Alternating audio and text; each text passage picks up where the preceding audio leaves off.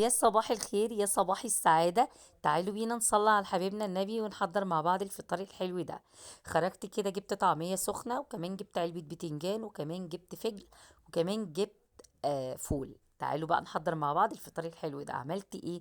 فضيت الفول كده في الطبق ونزلت عليه بشوية كمون، وكمان شوية ملح، وكمان نص ليمونة، وهحط عليه زيت. في فول يا جماعة بيحتاج زيت كتير، وفي فول لأ، من معلقتين زيت بس بيستكفى.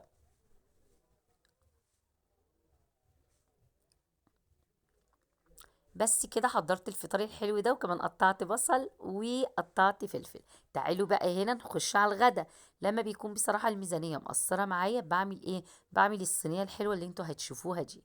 انا معايا هنا 3 بيضات، ومعايا كمان بصل متقطع، ومعايا قوطة متقطعة طماطم. هنا بنزل في الصينية بمعلقة زيت،